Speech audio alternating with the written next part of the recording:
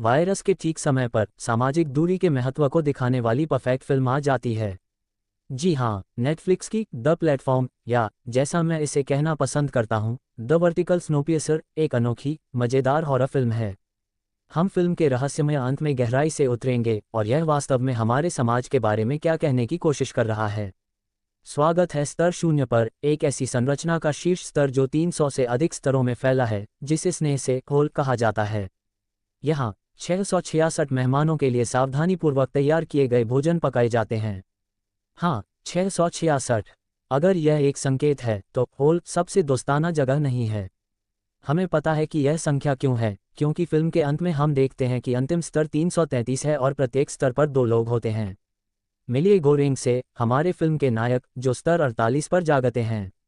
लेकिन ध्यान दें कि वह जागने से पहले अपने साथी कैदी को अंधेरे में ये कहते हुए सुनते हैं। ये वास्तव में फिल्म की पूरी शुरुआत में पहला वाक्य है और शायद सबसे महत्वपूर्ण है।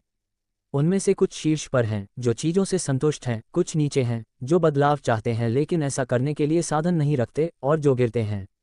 यह अंतिम वाक्य कि जो गिरते हैं वास्तव में 2 अर्थ रखता है। पहले, वे वास्तविक लोग जो गिरते हैं और मर जाते हैं, और दूसरे, गोरेंग और उसके भविष्य के साथी भारत जैसे लोग जो बदलाव लाने के लिए स्वेच्छा से नीचे जाते हैं। तो इस उद्धरण का वास्तव में क्या मतलब है? यह है कि ये 3 प्रकार के लोग हैं, जो बदलाव नहीं करना चाहते, जो करना चाहते हैं लेकिन नहीं कर सकते, और जो सब कुछ जोखिम में डालते हैं, यहाँ तक कि मृत्यु, ताकि चीज़ें बदल सकें। गोरेंग पहले एक्ट के अधिकांश समय में यह समझने में लगाता है कि यह स्थान कैसे काम करता है, ठीक उसी तरह जैसे हम दर्शक करते हैं, और ऐसा करते हुए हम उसके साथ एक अवचेतन बंधन बनाते हैं, ये पूछते हुए, अगर हम उस स्थिति में होते तो हम क्या करते। बात को और खराब बनाने के लिए गोरेंग का प्लेटफॉर्म साथी एक लालची वृद्ध व्यक्ति है जिसका नाम ट्रिमागासी है, जो गोरेंग के विपरीत एक ऐसा कैदी है जिसने अपनी टीवी को खिड़की से फेंक दिया और गलती से किसी को मार डाला। उन्हें या तो मानसिक अस्पताल में समय बिताने का विकल्प दिया गया या 1 साल होल में बिताने का। गोरेंग, दूसरी ओर, यहाँ स्वेच्छा से आया है। वह ट्रिमागासी को बताता है कि वह 6 महीने के लिए यहाँ है एक कॉलेज डिप्लोमा के बदले, और सोचता है कि यह धूम्रपान छोड़ने का एक अच्छा तरीका होगा। यहाँ ये ध्यान रखना महत्वपूर्ण है कि बाहर वाले वास्तव में नहीं जानते कि होल में क्या होता है। यहाँ तक कि पात्र इमोग्वेरी, जिसने होल के लिए उम्मीदवारों का साक्षात्कार लिया, वास्तव में वहाँ क्या हो रहा है इसके बारे में ठीक से नहीं जानती थी। यहाँ महत्वपूर्ण बात यह है कि होल उन लोगों के लिए एक पुरस्कार का वादा करता है जो इसे सहन करते हैं। इमोग्वेरी के लिए यह उसके कैंसर का इलाज है, ट्रिमागासी के लिए उसकी स्वतंत्रता, और गोरेंग के लिए उसका डिप्लोमा। ये अधिकांश भाग के लिए खाली वादे हैं, क्योंकि अधिकांश लोग अपने समय को पूरा करने से पहले मर जाते हैं, लेकिन ये पूंजीवाद और इसके वादे का उपमा है कि अगर आप मेहनत करते हैं तो आप वह सब कुछ प्राप्त कर सकते हैं जिसके आप सपने देखते हैं, जो भी गिरता है। कई लोग पूंजीवाद में विश्वास करते हैं, लेकिन एक ऐसा सिस्टम जो क्रूर और अन्यायपूर्ण है, होल की तरह, द्वारा रोके जाते हैं, लेकिन वे इस आशा को पकड़कर रखते हैं कि चीज़ें बेहतर होंगी। जैसा कि इमोग्वेरी बाद में कहती है, चीज़ें तब तक नहीं बदलेंगी जब तक कि एक स्वाभाविक एकजुटता न हो, लेकिन हम अभी इसके अर्थ पर पहुंचेंगे। हर दिन एक प्लेटफॉर्म उतरता है जिसमें कई प्रकार का भोजन होता है, और यह इस पर निर्भर करता है कि आप किस स्तर पर हैं। भोजन की मात्रा भी होल में मौजूद लोगों की प्राथमिकताओं द्वारा निर्धारित की जाती है। उदाहरण के लिए, एक साक्षात्कार प्रश्न में गोरेंग से पूछा जाता है कि उसका पसंदीदा भोजन क्या है। बाद में हम देखते हैं कि प्लेटफॉर्म पर एस्कारगोट है, जो उसने चुना था। जैसे जैसे प्लेटफॉर्म गहराई में उतरता है, नीचे के लोगों के लिए कम से कम भोजन उपलब्ध होता है। लगभग स्तर 100 तक, जहां लगभग कोई भोजन नहीं होता, 400 से अधिक लोग भूखे मरने के लिए छोड़ दिए जाते हैं, जिन्हें कठोर निर्णय लेने पड़ते हैं, जैसे अपने साथी को खाना। हालांकि जब प्लेटफॉर्म मौजूद होता है तो कैदियों को अगले स्तर पर जाने से पहले 1 मिनट का समय दिया जाता है ताकि वे जितना संभव हो सके अपने आप को भर सकें। अगर कोई भोजन को जमा करता है तो अत्यधिक गर्मी या ठंड उस स्तर को भर देती है जिससे निवासियों की मृत्यु हो जाती है जब तक कि भोजन वापस नहीं रख दिया जाता। ट्रिमागासी गोरेंग को बताता है कि क्योंकि वे स्तर 47 पर हैं, 94 लोग पहले ही उनके सामने खा चुके हैं। वह लगभग अपना समय पूरा कर चुका है और नोट करता है कि हर महीने कैदियों को एक नए स्तर पर बेतरतीब ढंग से रखा जाता है। ट्रिमागासी स्तर 8 पर और 132 पर सबसे नीचे रहा है।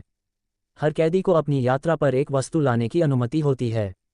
गोरेंग का मजाक उड़ाया जाता है क्योंकि वह डॉन क्विकसोट की एक प्रति लाता है, जबकि ट्रिमागासी का चाकू जैसे कुछ व्यावहारिक वस्तु लाता है।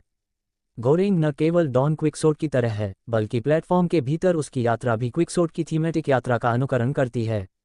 ये किताब अपने समय के लिए क्रांतिकारी थी क्योंकि इसने वर्ग और मूल्य के बीच के भेद को उजागर किया। अभिजात वर्ग को बेवजह, निर्दयी और तर्कहीन माना जाता था, जबकि किसान संचो, बुद्धिमान और विचारशील था। हम इस सिस्टम को फिल्म में शीर्ष पर मौजूद लोगों की लालच के माध्यम से देखते हैं, जो गोरेंग जैसे पात्रों के साथ होता है, जिसकी विचारशीलता उसे होल के भले के लिए काम करने के लिए मजबूर करती है। गोरेंग को ट्रिमागासी के साथ जोड़ना दिखाता है कि व्यक्तिगत लालच कैसे एक भ्रष्ट सिस्टम को मजबूत करती है। गोरेंग की पहली बात यह है कि उन्हें भोजन को राशन करना चाहिए ताकि नीचे वालों के लिए पर्याप्त हो सके। ट्रिमागासी गोरेंग के विपरीत उत्तर देता है कि वह नीचे के लोगों पर पेशाब करता है।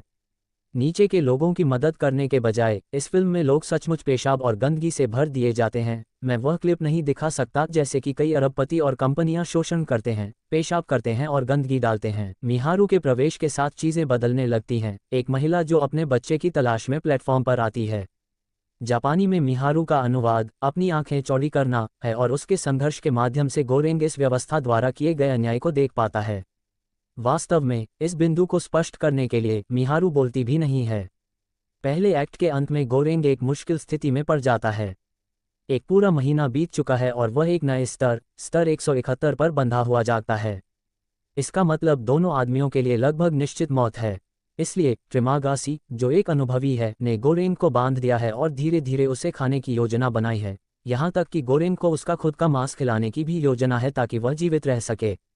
ट्रिमागासी के लिए ये स्थिति को देखते हुए पूरी तरह से सामान्य और तर्कसंगत काम है। वह इसे ये कहकर सही ठहराता है कि यह वह नहीं है जो इन अपराधों को कर रहा है, बल्कि उसके ऊपर के लोग हैं। इस व्यवस्था ने उसे जीवित रहने के लिए कुछ कठोर कदम उठाने पर मजबूर कर दिया है, जैसे असली दुनिया में कई लोग जीवित रहने के लिए अवैध काम करते हैं।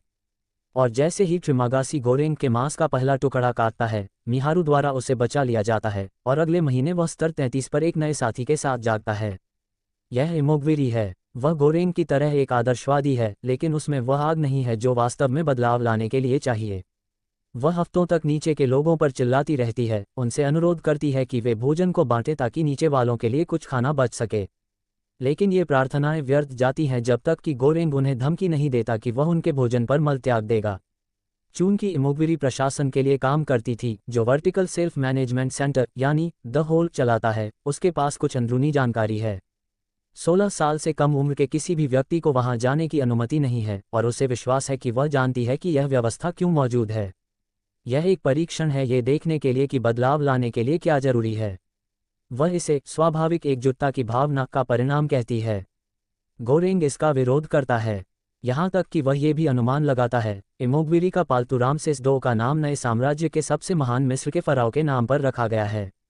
कुत्ते की मृत्यु, जो बाद में फिल्म में होती है, महानता की मृत्यु का प्रतीक है। यह विचार की मृत्यु की हम सभी को एक मजबूत झंडे के नीचे एकजुट कर सकते हैं। एक महीना बीत जाता है और गोरेंग जागता है, ये पाता है कि इमोग्वेरी ने खुद को मार लिया है जब उसने पाया कि उन्हें स्तर 202 पर रखा गया है, जो कि मूल रूप से मौत की सजा है। इस स्तर तक कोई खाना नहीं पहुंचता। उसे जीवित रहने के लिए अपनी किताब के पन्ने और उसका शरीर खाना पड़ता है। अंततः वह अपने अंतिम महीने तक पहुंचता है, जहां उसका नया साथी बहारत है। बहारत होशियार है और उसने एक रस्सी लाई है, यह विश्वास करते हुए कि अगर वह शीर्ष के करीब पहुंच सके तो वह भाग सकता है। लेकिन ये योजना इस पर आधारित है कि शीर्ष पर मौजूद लोग मदद करने को तैयार हैं, और ऐसा बिल्कुल भी नहीं है, क्योंकि ऊपर के लोग उस पर चढ़ने की कोशिश करते समय सचमुच उस पर गंदगी फेंकते हैं। गोरेंग और बहारत एक योजना बनाते हैं कि वे प्लेटफॉर्म के साथ उतरेंगे और खुद भोजन को समान रूप से वितरित करेंगे, यहाँ तक कि पहले 50 स्तरों के लोगों को खाना देने से इनकार कर देंगे ताकि नीचे वालों को उनका उचित हिस्सा मिल सके। वे उन लोगों को भी बेरहमी से पीटते हैं जो उनसे कोई खाना लेने की कोशिश करते हैं।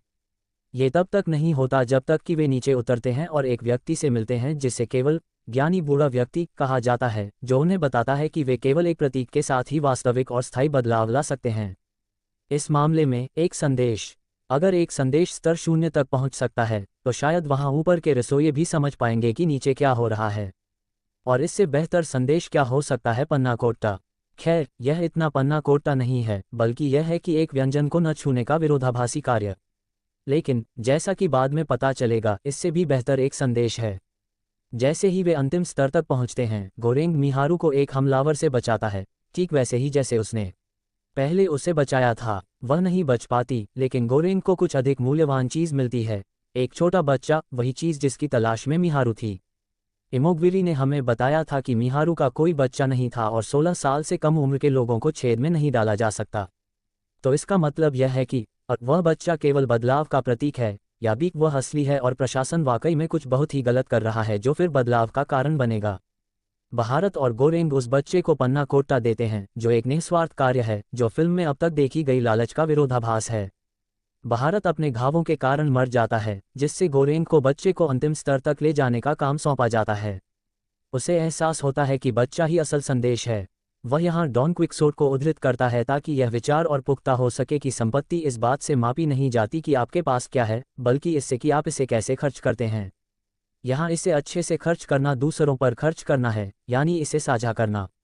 वह बच्चे को प्लेटफॉर्म पर रखता है और यह ऊपर चढ़ता है।